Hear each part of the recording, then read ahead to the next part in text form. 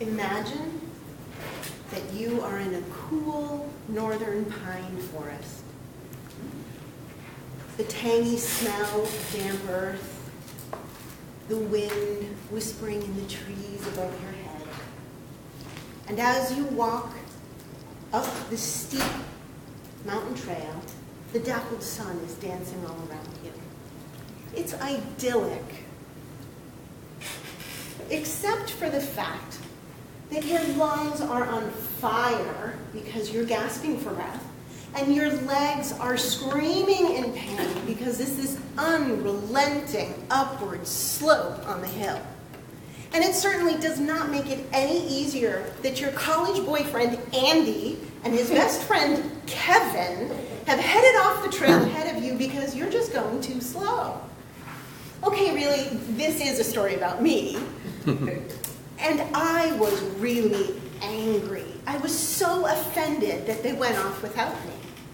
And I was storming up the trail, and I almost didn't notice a rock cliff in front of me.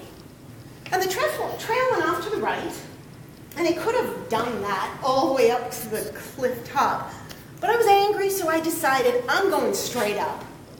There was a small tree that was close enough to the wall that I braced my back against it, and I climbed 30 feet up a sheer rock cliff. And the only thing that made it really super was that those two stupid boys were actually waiting for me at the top.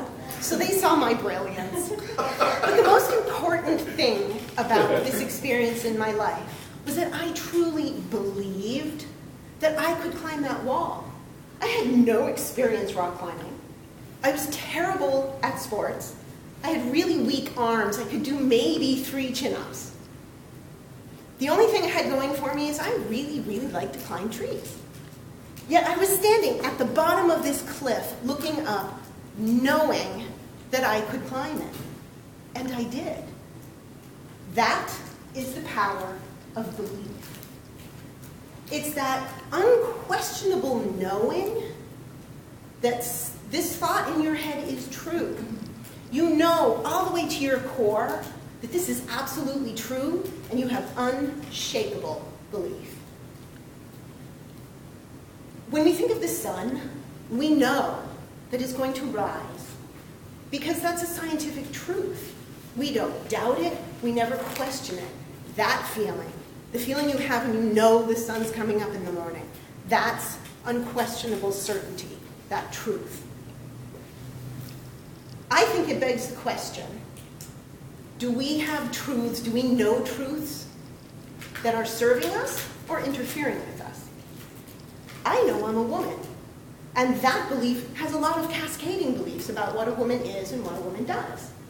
So, if I choose to wear a dress and throw on some high-heeled shoes, I'm doing okay, I'm golden. That's something a woman does. But what happens if I think, I want to be in the Stanley Cup? There's going to be a lot of societal beliefs, some truths that are getting in the way of my even trying to do that. But the thing is, these truths are changeable. They're just thoughts that we believe. So who knows, in the future, there may be a lot of women playing in the Stanley Cup.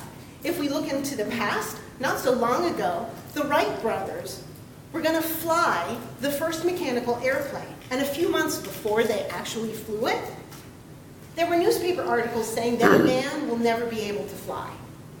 Olympic athlete Roger Bannister, when he was training, the world said, nobody can run the mile in 4 minutes, it's impossible. Until he ran it in 3 minutes, 59.4 seconds. For 38 years, we have had no Triple Crown winners in horse racing.